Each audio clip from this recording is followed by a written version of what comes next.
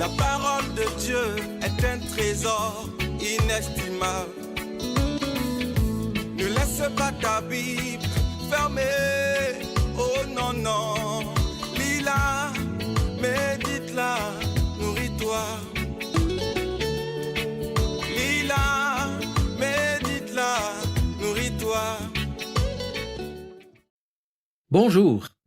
On parle parfois de la Bible en disant « c'est la Sainte Bible ». Assurément, bien sûr, parce que c'est au travers d'elle que nous parle Dieu qui est saint.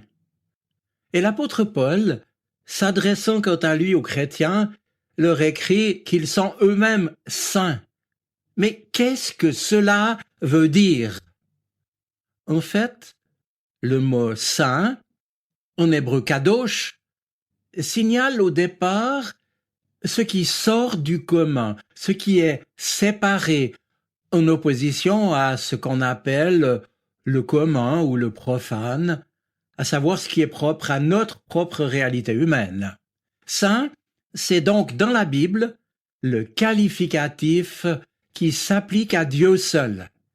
Dieu est le tout autre, le saint par excellence, celui que l'homme ne peut pas connaître par lui-même. Dire que Dieu est saint signifie donc qu'il est à part, différent, tout autre que ce qui est dans notre monde. Alors, bien sûr, on est en droit de se demander si la sainteté de Dieu est un obstacle entre lui et nous. Eh bien non, je ne le pense pas, car toute la Bible nous montre comment ce Dieu, qui est donc le tout autre, veut entrer en relation avec nous. Elle nous fait découvrir en effet que sa sainteté n'est pas de l'éloignement, de l'indifférence, mais une ouverture relationnelle de celui qui veut nous transformer et nous faire participer à sa vie. Tenez, dans l'Ancien Testament, le prophète Ésaïe, par exemple, nous a rapporté avoir eu l'exceptionnel privilège d'une vision dans laquelle il a contemplé Dieu siégeant sur son trône. Et je remarque ici qu'Ésaïe précise que c'était dans le cadre du culte que Dieu, miraculeusement le Dieu saint, s'est laissé approcher, et que ce fut comme la manifestation de son incroyable volonté de rencontrer le monde profane des hommes. Voilà pourquoi, dans l'Ancien Testament, tout ce qui touche au culte est appelé saint également, et en particulier dans le temple de Jérusalem, le Saint des Saints, dans lequel le grand prêtre lui-même ne pénétrait qu'une fois par année.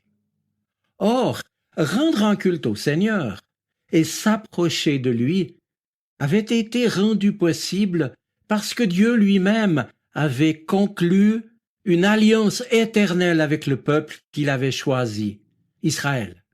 Et l'on constate que Dieu, qui se nomme lui-même le Saint d'Israël, est son sauveur et son rédempteur.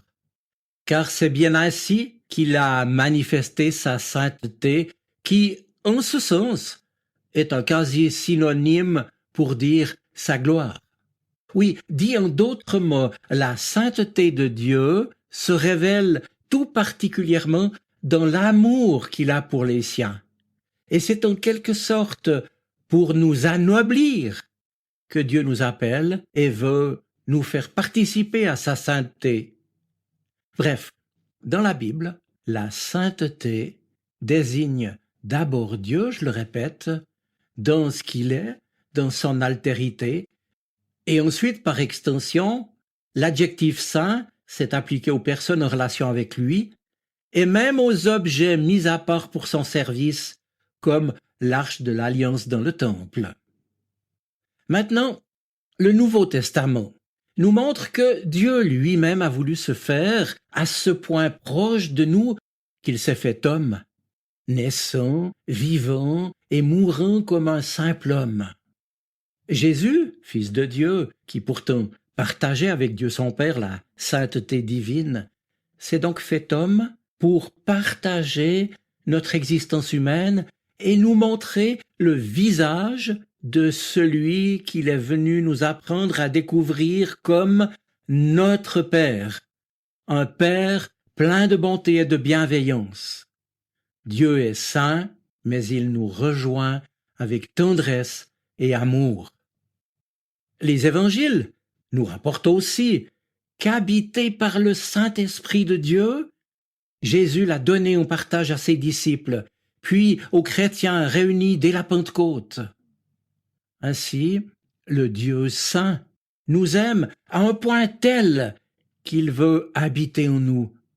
Pour autant, bien sûr, que nous soyons prêts à l'accueillir pour que lui puisse nous transformer à la ressemblance de Jésus-Christ. Eh bien, c'est ce que l'apôtre Paul expliquera, affirmant que l'Église chrétienne étant, je cite, « saint édifice », fondé sur la personne du Christ, et puis aussi qu'individuellement, par notre foi en sa mort et sa résurrection, nous sommes désormais nous-mêmes le temple du Saint-Esprit qui habite en nous.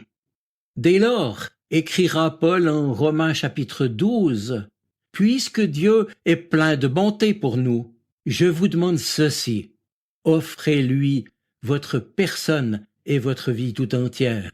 Voilà le vrai culte que vous devez lui rendre.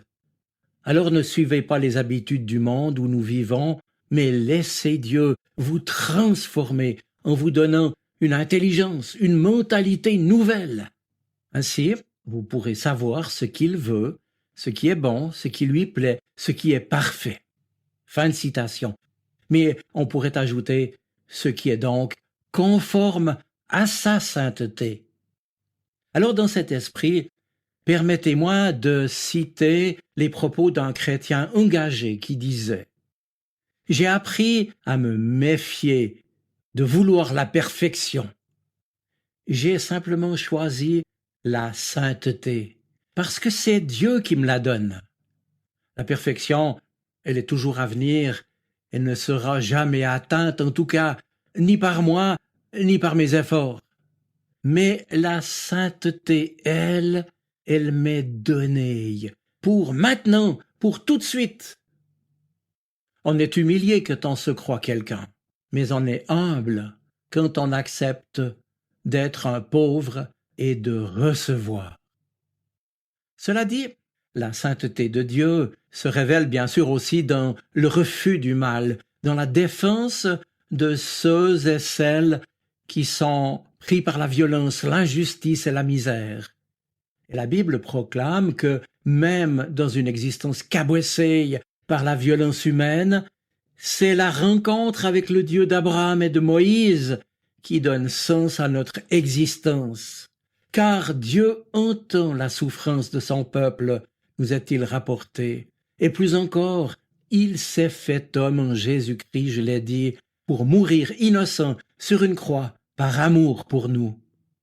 Eh bien, cette bonne nouvelle, mes amis, ne peut qu'aller à contre-courant d'une vision commune d'un Dieu lointain que certains ont pensé calfeutré dans sa sainteté froide et indifférente au mal et à la souffrance. Ce Dieu-là n'est pas celui de l'alliance nouvelle et éternelle conclue par Jésus-Christ. Maintenant, tous, à cause de Jésus-Christ, sont appelés saints, élus par l'amour inclusif de la sainteté de Dieu. Cette sainteté, oui, dit la séparation, mais aussi la relation. Jésus nous invite à entrer en relation avec lui, une relation qui peut aussi se déployer dans une dynamique relationnelle avec les autres. Le visionnaire de l'Apocalypse nous en donne d'ailleurs une image saisissante.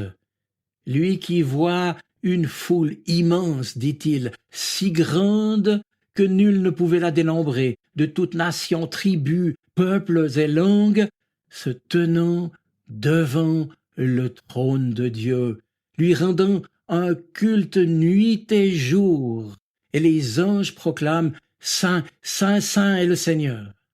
Et puis les chrétiens sont revêtus de robes blanches, et l'un des anciens précise au visionnaire qu'ils ont blanchi leur robe dans le sang de l'agneau. Autrement dit, ils sont entrés dans l'alliance avec Dieu que Jésus a scellée par son sang en donnant sa vie pour nous, en nous accordant le pardon et une vie nouvelle. Être saint, c'est donc être un ami de Dieu. Et être ami de Dieu, c'est vivre quotidiennement sa présence, en apprenant chaque jour davantage à l'écouter et à vivre en communion avec lui, notamment dans la lecture de la Bible et la prière. C'est mettre en pratique les commandements d'amour de Dieu et du prochain. Et saint, celui ou celle qui lutte contre le mal sous ses différentes facettes. C'est celui ou celle qui peut reconnaître ses faiblesses et ses erreurs, mais aussi accueillir ses propres limites comme autant d'opportunités pour découvrir encore mieux la miséricorde et la grâce de Dieu. J'en arrive à ma conclusion.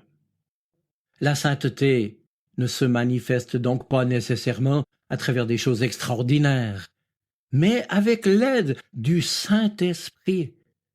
Elle exige uniquement de nous un effort qui est à la portée de chacun. La sainteté n'est pas l'ascension d'un sommet inaccessible. Non, elle est déjà là, donnée, en celui ou celle qui se reconnaît pauvre et humble devant Dieu et qui compte dans la confiance sur sa présence pour le guider un pas après l'autre. Nous sommes comme un petit enfant. Je vous souhaite une bonne semaine. Soyez bénis. Amen. La parole de Dieu est un trésor inestimable. Ne laisse pas ta Bible fermée. Oh non, non. Lis-la, médite-la, nourris-toi. Lis-la, médite-la, nourris-toi.